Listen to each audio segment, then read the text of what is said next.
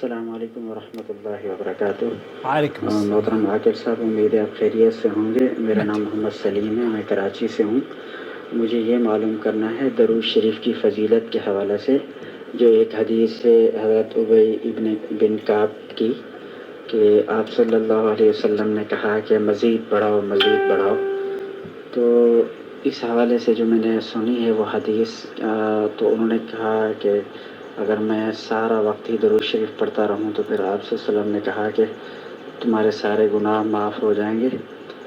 تو یہ صحیح حدیث میں ہے؟ مطلب ہے اگر ہم سارا دن رات چاہیں اپنے درود شریف پڑھتے رہیں چلتے پھرتے تو اس میں پڑھ سکتے ہیں؟ مطلب اس میں قرآن شریف کی تلاوت کے اگر ٹائم نہ ملے، یعنی فرض نماز تو پڑھنی ہے، اس کے علاوہ اگر ہم درود شریف ہی پڑھتے رہیں تو یہ صحیح حدیث سے ہے؟ نحمدہ ونصلی علی رسولہ الکریم، اما بعد۔ دوستوں، بھائیوں اور بہنوں، یہ قدر تفصیل سے آپ کی خدمت میں پیش کرنا چاہتا ہوں کہ اس حدیث کے بارے میں اہل علم کا کیا موقف ہے۔ سب سے پہلے تو میں حدیث آپ کی خدمت میں پیش کروں گا۔ حضرت ابی ابن کعب رضی اللہ تعالیٰ عنہ کہتے ہیں کہ میں نے رسول اللہ صلی اللہ علیہ وسلم سے عرض کیا، اے اللہ کے رسول صلی اللہ علیہ وسلم، میں آپ پر کثرت سے درود بھیجتا ہوں، اپنی دعا میں کتنا وقت درود کے لیے وقف کروں؟ آپ علیہ السلام نے فرمایا، جتنا تو چاہے۔ میں نے عرض کیا، کیا 1/4 صحیح ہے؟ آپ صلی اللہ علیہ وسلم نے فرمایا، جتنا چاہے، لیکن اگر اس سے زیادہ کرے تو تیرے لیے اچھا ہے۔ میں نے عرض کیا، نصف وقت مقرر کر دوں؟ آپ علیہ السلام نے فرمایا، جتنا تو چاہے لیکن اس سے زیادہ کرے تو تیرے لیے اچھا ہے۔ میں نے عرض کیا، 2/3 مقرر کر دوں؟ آپ علیہ السلام نے فرمایا، جتنا تو چاہے لیکن اس سے زیادہ کرے تو تیرے لیے ہی بہتر ہے۔ میں نے عرض کیا، میں اپنی ساری دعاؤں کا وقت درود کے لیے وقف کرتا ہوں۔ اس پر اللہ کے رسول صلی اللہ علیہ وسلم نے فرمایا، یہ تیرے سارے دکھوں اور غموں کے لیے کافی ہوگا اور تیرے گناہوں کی بخشش کا باعث ہوگا۔ اس حدیث کو امام ترمذی نے نقل کیا ہے، اور صحیح ترمذی یا علامہ البانی نے اس حدیث کے بارے میں جو بیان دیا ہے، انہوں نے اس کے صحت کا بیان دیا ہے۔ البتہ چند علماء ہیں، شیخ عبدالعزیز بن باز ہیں، شیخ سعد الخسلان ہیں، اور کئی اکثر جمہور علماء کا موقف یہ ہے، جو علامہ البانی رحمۃ اللہ علیہ کا ہے، کہ یہ درست ہے اور یہ صحیح حدیث ہے۔ البتہ کچھ اہل علم کا موقف اس سے بالکل مختلف ہے۔ اس میں سے شیخ زبیر علی زئی ہیں، ہمارے یہاں پاکستان کے محدث، اللہ ان کی قبر کو جنت کا باغ بنائے، اور اسی طریقے سے شیخ مصطفیٰ العدوی ہیں، ان سے یہی سوال پوچھا جا رہا ہے، ان کی آواز میں آپ کی خدمت میں پیش کرتا ہوں۔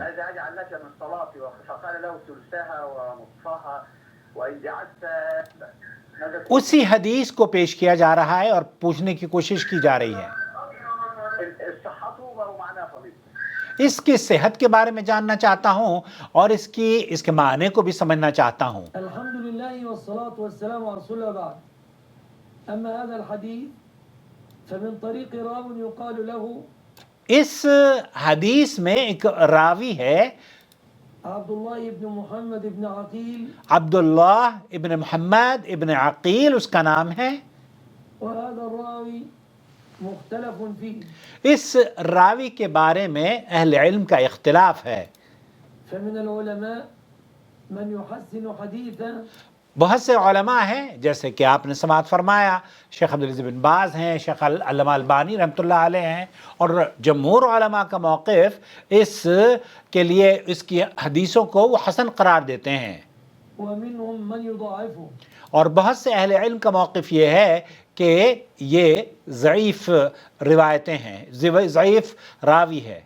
من العلماء من يحسن حديث هذا الرجل، من العلماء بہت سے علماء ہیں جو کہ اس راوی کی حدیث کو حسن کا درجہ دیتے ہیں، ومنهم من يضاعف هذا الرجل، اور بہت سے علماء ایسے بھی ہیں جو کہ اس کے ضعف کے قائل ہیں۔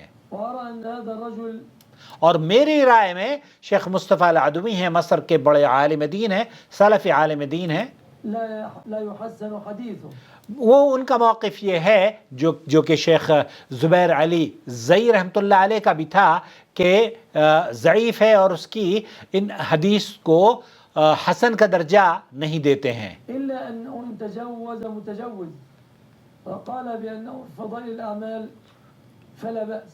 بہت سے اہل علم کا موقف یہ ہے کہ فضائل اعمال میں ضعیف روایتوں کو بھی لا بأس، اس میں ان کو استعمال یا ان سے فضائل اخذ کیے جا سکتے ہیں، اس پر ان سے استدلال لیا جا سکتا ہے. لكن عن معنى الحديث أنا أقول مثلا، اور آپ اگر یہ جاننا چاہتے ہیں کہ اس حدیث کا معنی کیا ہے تو میں جو سمجھا ہوں، يا رب ارزقني، یا رب ارزقنی، يا رب عافني، یا رب عافنی، يا رب اسكنني الفردوس. یا رب اسکنی الفردوس. میں اگر اپنے رب سے یہ دعا مانگتا ہوں کہ اللہ مجھے جنت الفردوس میں جگہ عطا فرما، اے اللہ میرے رزق میں وسعت عطا فرما، اے اللہ مجھے معاف فرما، تو یہ میں 3 مرتبہ آپ رب العالمین سے دعا طلب کر رہا ہوں. يا رب اصلح لي ذريتي، یا رب اصلح لی ذریتی، اے اللہ میری ذریت کو، میرے بچوں کو میرے لیے صدقہ جاریہ بنا، انہیں آنکھوں کی ٹھنڈک بنا، ان کی اصلاح فرما دے. وهكذا ادعو بأدعية. میں بہت ساری دعائیں، کچھ بھی دعائیں آپ مانگ سکتے ہیں، من أدعيتي الصلاة على النبي، اور دعا اللہ کے رسول صلی اللہ علیہ وسلم پر درود بھیجنا بھی دعا ہے. اللهم صل على محمد، اللهم صل على محمد. فيسأل السائل يا رسول الله، اب یہاں سائل یہ پوچھتا ہے اللہ کے رسول صلی اللہ علیہ وسلم سے، صلاتي عليك كم نسبتها بالنسبة لسائر دعائي؟ میں یہ جاننا چاہتا ہوں کہ اس کی پرسنٹیج کتنی رکھوں.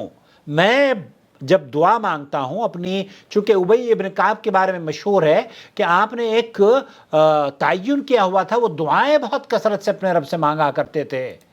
يعني هل أجعل صلاتي عليك، نسبة صلاتي عليك مساوية لربع دعائي؟ يعني أقول يا رب ارزقني، يا رب ارحمني، يا رب اغفر لي. یعنی کہ 3 مرتبہ آپ نے دعا مانگی، یا رب ارزقنی، یا رب ارحمنی، یا رب اسکنی جنت کسی بھی دعا کو آپ وأقول اللهم صل على محمد، اللہم صلی علی محمد. فيقول أجعل یہاں آپ نے 3 مرتبہ اپنی دعا مانگی اور 1 مرتبہ نبی کریم صلی اللہ علیہ وسلم پر درود بھیجا. صلواتي عليك ربع دعواتي. تو یہاں اس کی جو نسبت ہے میں اس کو کس طریقے سے کروں، مطلب 3 مرتبہ میں نے دعا مانگی ہے لیکن درود و سلام 1 مرتبہ پڑھا ہے، تو آپ علیہ الصلوۃ والسلام نے فرمایا جتنا تم زیادہ کرو گے اتنا تمہارے لیے افضل اور خیر کا باعث ہوگا. یہ جو حدیث ہے، اس حدیث کے بارے میں جیسے میں نے عرض کیا کہ اکثر اہل علم کا، علامہ البانی اس حدیث کو صرف علامہ البانی ہی نے حسن نہیں کہا بلکہ حافظ ابن حجر رحمۃ اللہ علیہ نے بھی فتح الباری میں اسے حسن کہا ہے، اور علامہ المنذری نے بھی جید کہا ہے.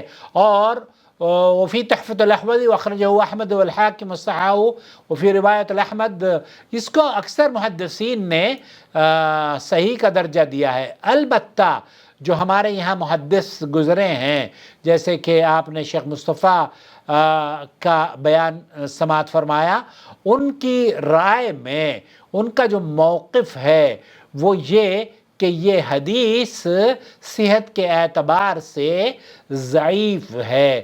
تو خلاصہ کلام یہ ہوا کہ اہل علم کا موقف اس سلسلے میں اس کا رجحان یہ ہے کہ یہ حسن کے درجے کو ہے، اور فضائل میں جیسے شیخ مصطفیٰ یہ فرماتے ہیں کچھ اہل علم کا موقف یہ ہے کہ ضعیف روایتوں سے استدلال لیا جا سکتا ہے. تو یہ اس حدیث کے بارے میں جو حکم لگایا گیا ہے وہ یہ کہ اکثر اہل علم کا موقف حسن کا ہے، البتہ کچھ علماء کا موقف اس کے بارے میں ضعیف کا بھی ہے، اور جس میں جیسے میں نے عرض کیا ہے ان میں سے ہمارے یہاں کے شیخ زبیر علی زئی رحمۃ اللہ علیہ بھی ہیں.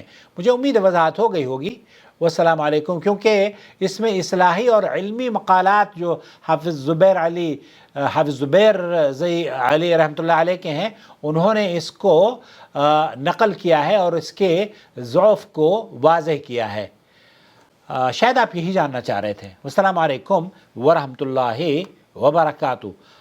براہ کرم چینل کو سبسکرائب کر لیجئے، اور اگر آپ ہمارے چینل سے جڑے نہیں ہیں اور پہلی مرتبہ تشریف لائے ہیں تو ہم آپ کا خیر مقدم کرتے ہیں۔ خوش آمدید۔